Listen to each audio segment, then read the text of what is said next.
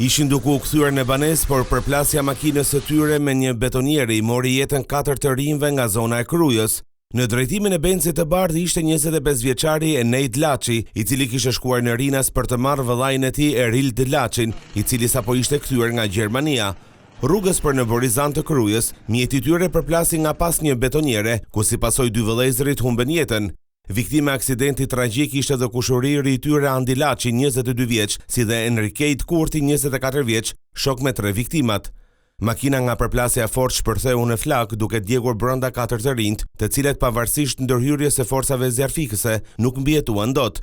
Aksidenti ndodhi rreth orës 23:50 minuta të së martës në afërsitë të Fushprezës. Pranë vendit të aksidentit, në afërsitë të një karburanti, ndodhet një biznes që prodhon beton. Betonierja e drejtuar nga 24 vjeçari Aleksandr Krashi ishte nisur në drejtim të Fushkrujës. Sa bëri 20 metra në rrugë, ndodhi përplasja fatale. Sipas burimeve, në pikën ku ka ndodhur aksidenti nuk ka shenja frenimi, çka tregon se 25 vjeçari nuk e ka parë betonierën dhe e ka goditur nga pas.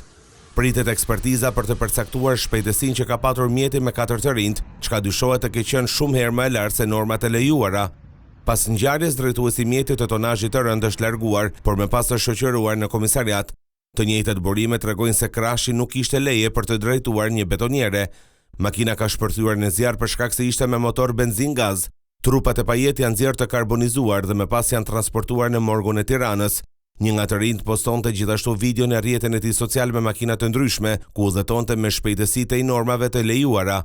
Policia rrugore është duke hetuar aksidentin fatal dhe pista kryesore mbetet pikërisht shpejtësia të normave, çka ka shkaktuar përplasjen e fortë të 2 mjeteve.